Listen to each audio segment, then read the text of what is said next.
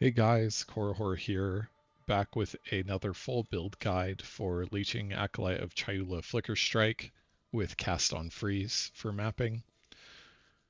In today's video, I'm going to be doing a full update on budget options to get started with this, endgame options for optimizations that I've made and what I'm also thinking of making, boss tech so that you can understand how to consistently one-shot tier 4 pinnacle bosses.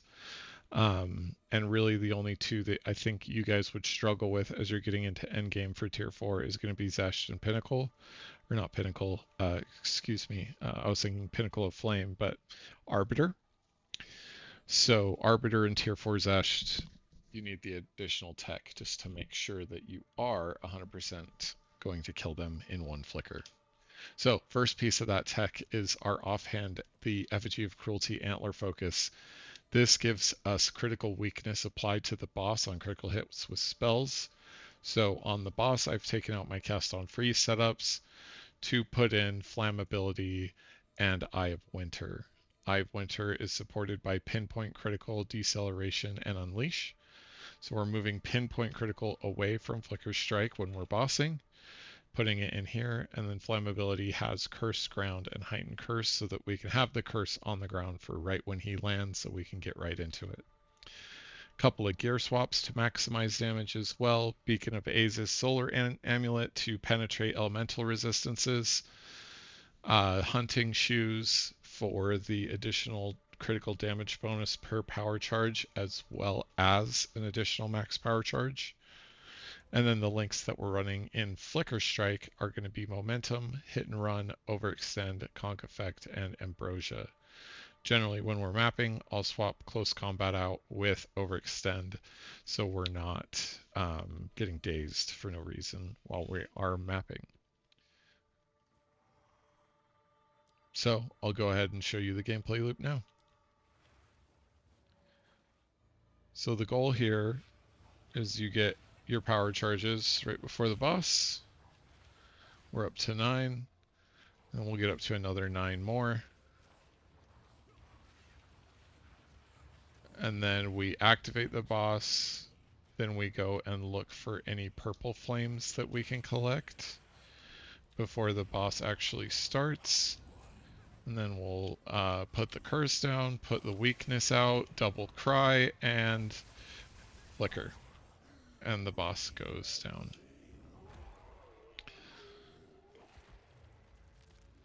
Let's see what loot we got, shall we? Ooh.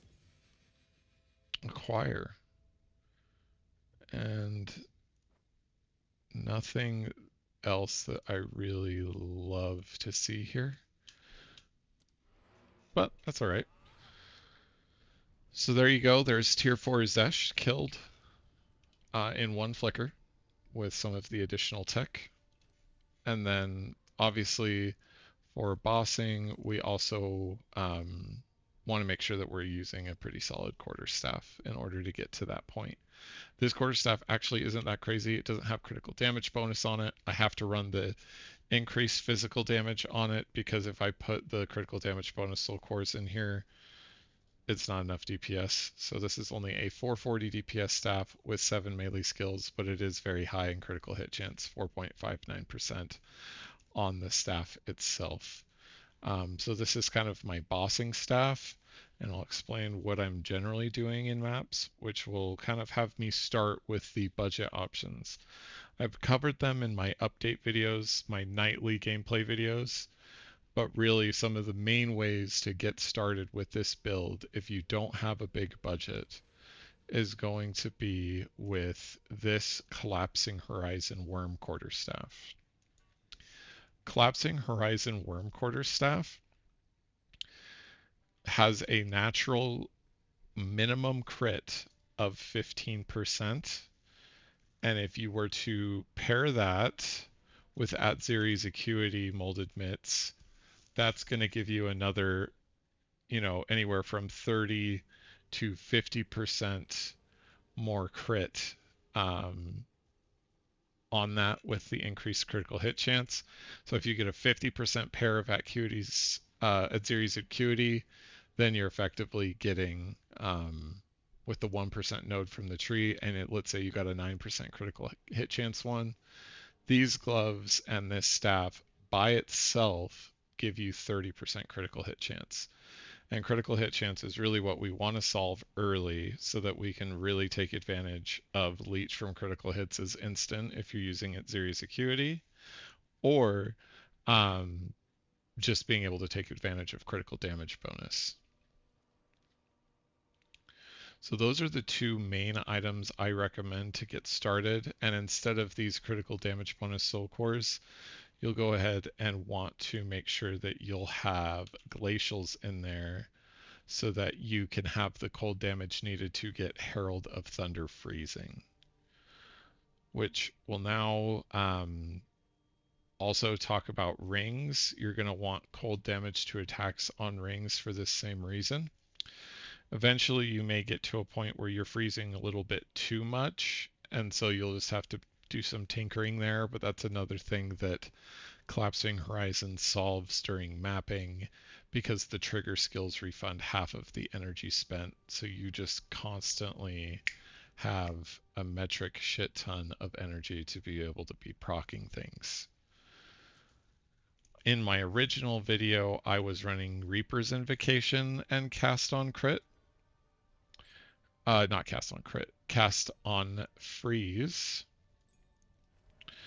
And instead of running Reaper's Invocation now, I do run double Cast on Freeze just because I wanted to automate Profane Ritual even more, rather than needing to hold down Q and do it. That was early on when I wasn't freezing as consistently as I needed to be. So Reaper's Invocation is definitely a good option for kind of a budget starter on this, is using Reaper's Invocation instead of double Cast on Freeze while you are getting used to things. I'm just reorganizing a couple of things real quick.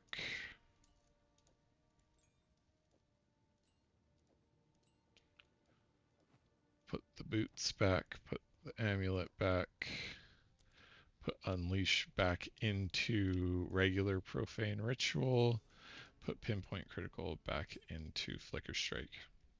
Okay, so when we're mapping, we are generally using Collapsing Horizon just for quality of life, and our damage doesn't go down by too much.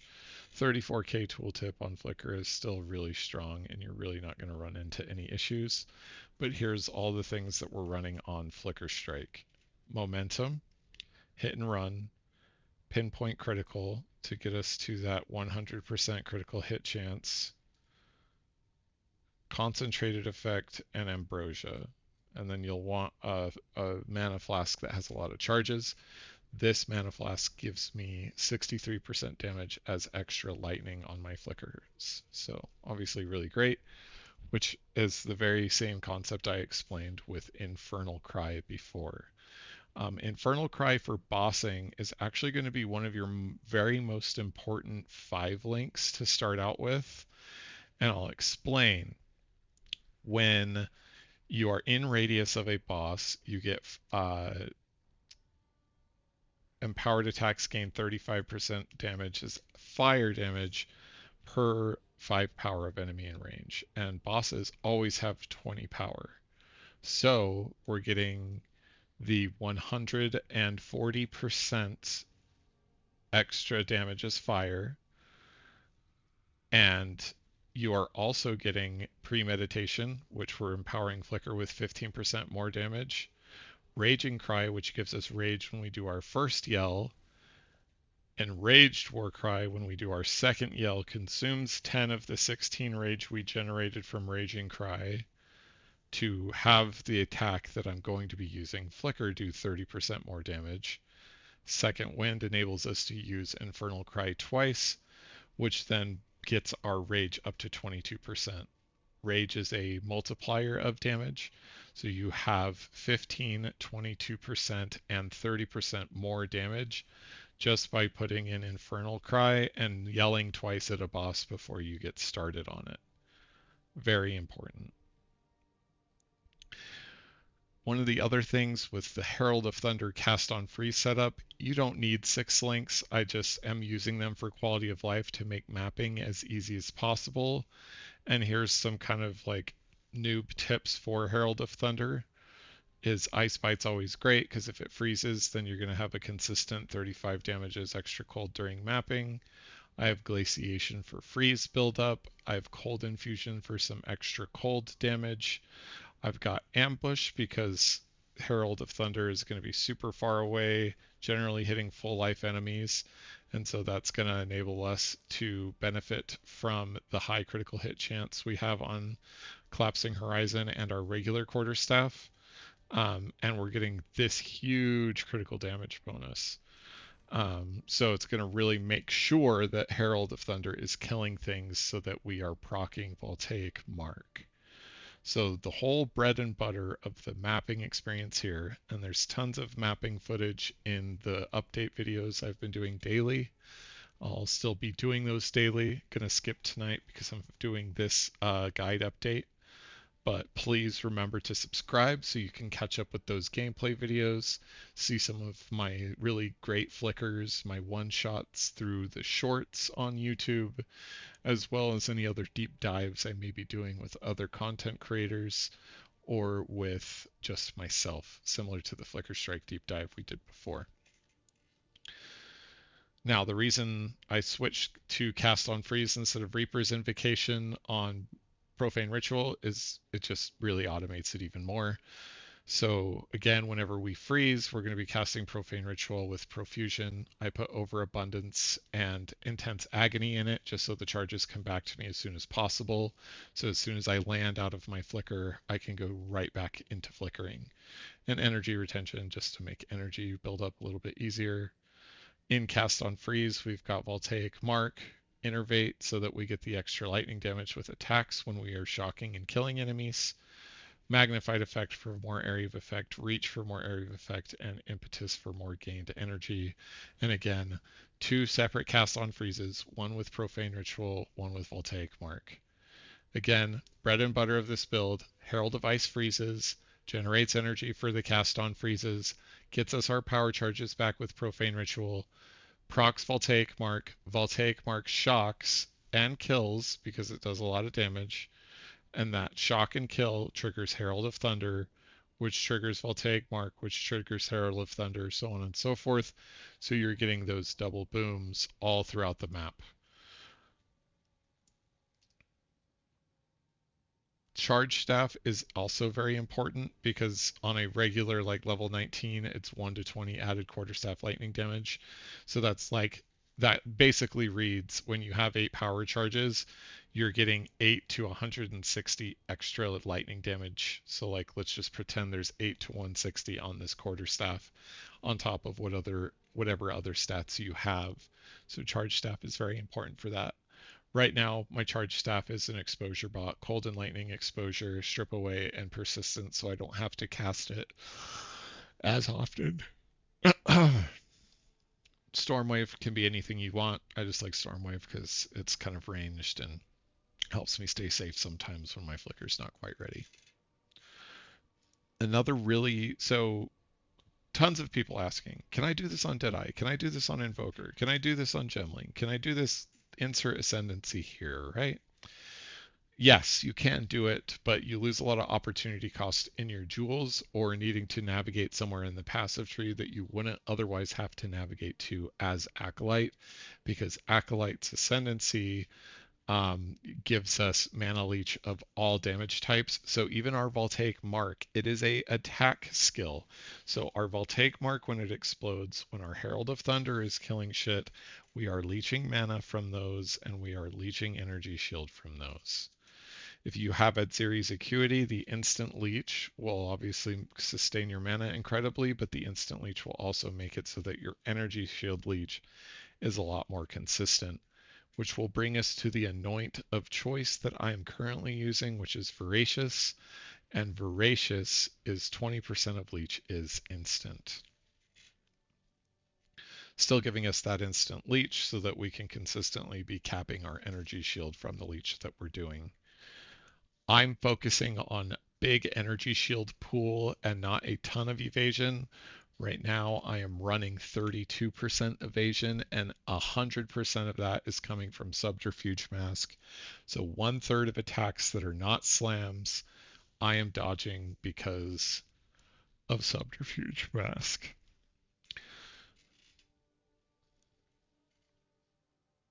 Scaling this build and updates to what I've done to my tree to help me to scale this thing to the moon even more.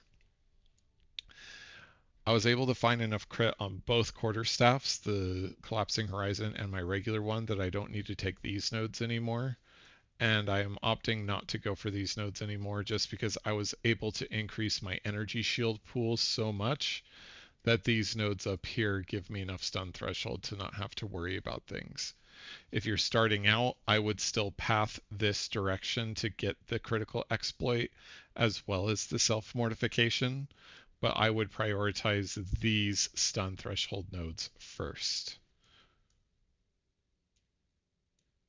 Some of the other changes I made is I wanted to add some more flat attack damage so that all of my critical damage bonus is getting a little bit more amped before it is being converted. There's a balance you want to play there with a certain amount of flat attack damage versus critical damage bonus, because there's not even really too much more critical damage bonus flat that I can grab in the tree, whereas these points are very efficient. 44% total for 3 nodes on attack damage, which is obviously pretty great, around 16 attack damage per node.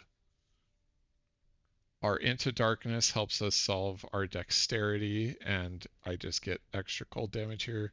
It doesn't necessarily have to be cold damage. It could be lightning, it could be chaos, it could be fire. You just want the extra damage here. But cold obviously helps us with freezing with Herald of Thunder. Solving attribute requirements, obviously dexterity here is also great. And this is going to be the best spot for Against the Darkness because we are having 5 notables. 1, 2, 3, 4, 5.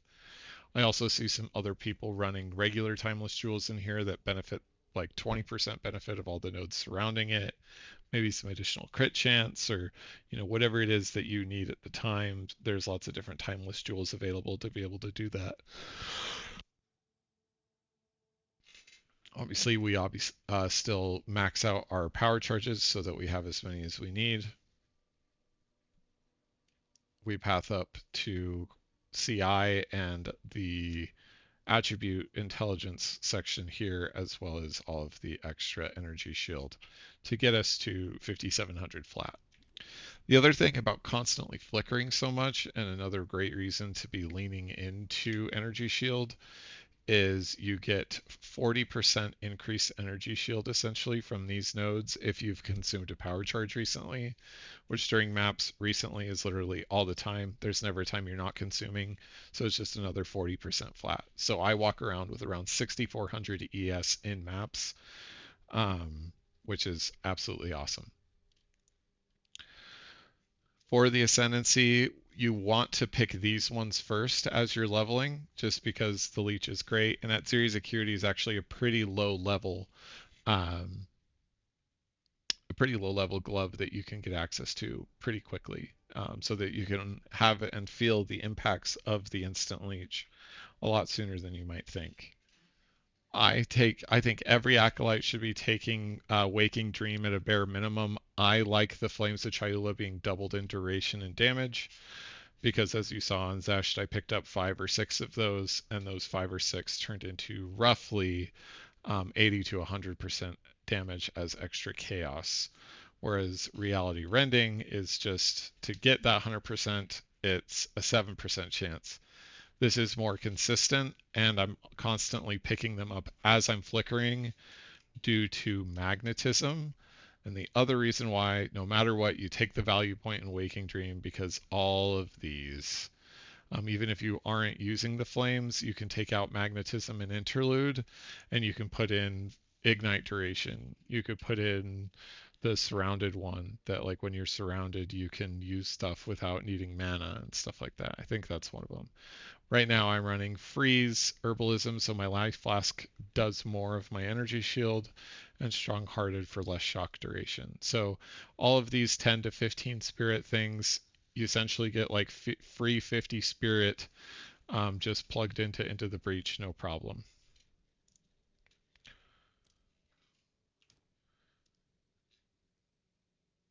Scaling this build into the late game. Honestly, I may use collapsing Horizon Quarterstaff and mapping forever just because of how awesome it feels, and that since we've uh, maximized our passive tree so much with all the jewels and all the things that we're doing there, the low damage is just made up for with the quality of life, and you really stop noticing the damage once you have enough investment in your passive tree. If you need more damage, obviously you can pick up a rare that is more ideal on the damage side of things that will help you maximize this build. Which brings me to the jewels that we're using. We are going to be using Flicker Strike +3. We are using the Against the Darkness I just showed you, and we are using a From Nothing Diamond with Zealous Oath allocated. Some other ones that are really good is Mind Over Matter. There's another one that gives you Overwhelming Strike and these critical damage bonus, these critical hit, and this critical damage bonus. So these 4 nodes can be collected if you do Resolute Technique in that From Nothing Diamond. But for right now, I'm just getting a cool 75% attack damage for 3 points with Zealot's Oath connected there. Last thing to go over on the passive tree is what we're doing on weapon swap, and it's nothing really fancy. It's cast speed so that Profane Ritual comes out a little bit faster. It's minion revive time so that we don't have to wait as long in between minions respawning. And then lastly, reduced duration so that the power charges come back to us faster from consuming those corpses via Profane Ritual. So that's the passive tree. For the changes I've made to my gear, a lot of it was based around the passive tree. One of the things I'm going to be looking to do in the future is finding enough points and trying to get out into this jewel socket to pick up a megalomaniac, but that's to be determined for right now. And I haven't seen any like ideal megalomaniacs anyway. What we would be anointing into a megalomaniac is stuff like maybe Aegis or Cruel Fate or Barbaric Strength, Vulgar Methods, Overwhelming Strike, Dispatch Foes for having flat crit on bosses, Cooked for the critical damage bonus, the acceleration, I think it's called, for skill speed to make the flicker a little better, as well as move speed. There's just so many great anoints, but literally like none of those exist on Megalomaniacs right now, so keep your eyes out. Scaling Flicker Strike boss damage is you want levels. I have 1,000% damage effectiveness on Flicker Strike at level 36 when I have this staff in, which 1,075% damage effectiveness is obviously insane. There isn't another skill outside of Gathering Storm that does this, and Gathering Storm obviously has a charge up and is very clunky, whereas this is you have your power charges the whole time that you're in a map and you are good to go. A lot of people are asking how I get 8 power charges naturally, and that's because I have a power charge on my helmet.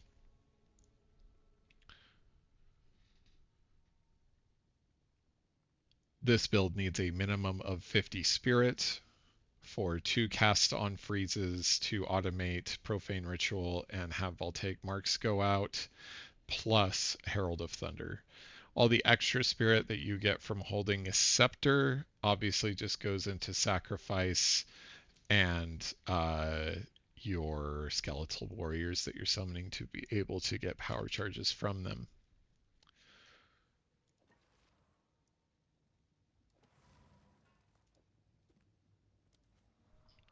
So we've covered boss tech, we've covered skill gems again, we've covered the passive tree. One of the things I do want to cover in the passive tree is my original one again, and this may be repetitive, has this and this. Once you get to the point where you're in in-game maps and you just feel like something's missing, don't feel like you can't experiment a little bit. I added these attack damage nodes. Instead of having a perfect jewel, I figured out what from nothings would be useful for my build. There's probably a lot that are useful, and like I said, Mind Over Matter is a really good one if you have 43 div lying around, because that gives you all natural and storm charged in one.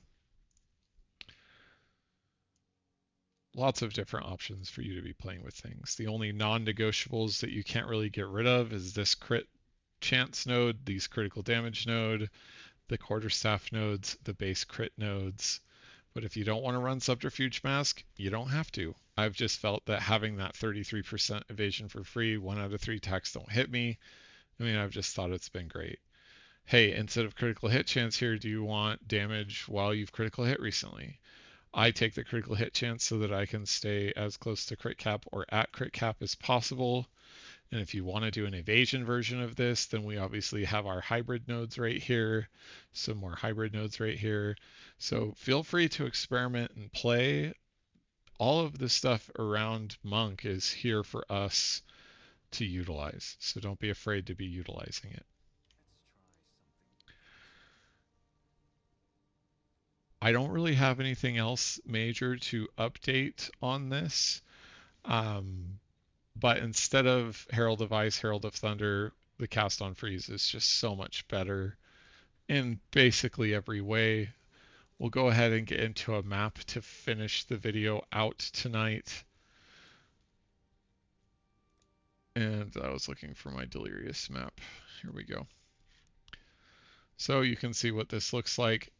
Less player resistances, extra projectiles, rare monsters, rarity, quantity, all that fun stuff. And then of course I've got Savannah ready to go again. This one just is only juiced by 1 map, but it is 12% quantity, and that never sucks. Link to the Macro will be in there, and another announcement is, again, daily uploads. Look for gameplay video 4 tomorrow. If I'm not going to update you or upload anything, the next update that I'm going to be doing is Discord. I'm going to be working on getting that launched over the weekend so that we have a community of players to just talk about Path of Exile, work on, hey, is there anything help that we need to do for trades, or hey, can you help me with my build? Whatever it is that you want to be doing, we'll have a place for you in the Discord. I'm just getting everything set up right now. It's a lengthier process than I thought it would be. And this is what Collapsing Horizon Quarterstaff does. I mean, it's just, I'm not even using Collapsing Horizon. I was going to say it's just super consistent, but my build's already to the point where I don't necessarily need that. I meant to show Collapsing Horizon so the people that are new can experience, oh yeah, I can just grab a Collapsing Horizon and it'll work.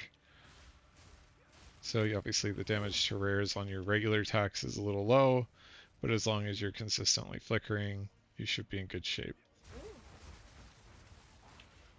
Map. Go ahead and open up the breach.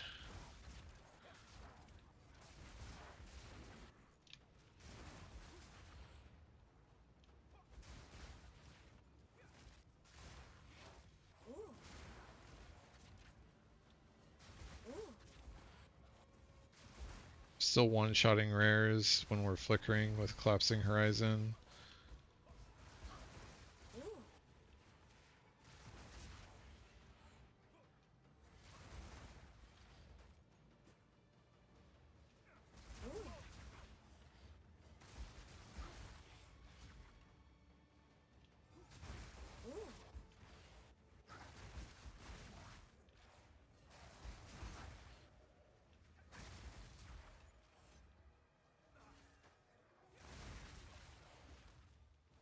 That's a good example of why you have an extra skill, is my flicker just wasn't ready to be popped yet. So I just threw that out really quickly for us to go ahead and do that. I'm going to locate the boss here in a moment as well so that you guys can see that in this video. Map. And there's our div, boys. And look at all that leech. Do you see how much they just leached there? Oh man, you guys are in for a treat. We've got an acceleration shrine, boys. Zoom zoom. Go this way. I mean, it just gets gross when you have an acceleration shrine. It's like, am I even playing the same game? Oh my god.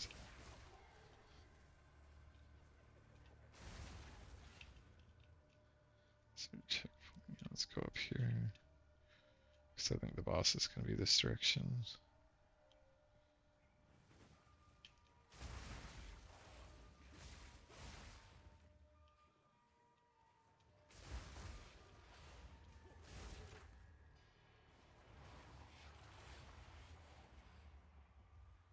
Map.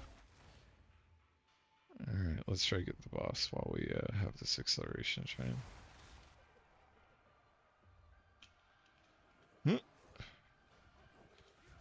Double yell like I talked about. And it just gets deleted. So that's why you spec into shrines, Map. people. Alright. Get started on this build. You'll pick up divs too. You'll be able to actually loot in this game with a crazy build like this. So please remember to subscribe. My goal is 1,000 subscribers, and I'm going to be doing everything I possibly can to earn that from you all. Look for the daily uploads, look for fun shorts, look for all of that fun shit. And again, the Discord should be launched over the weekend. I'll announce that in one of my nightly videos.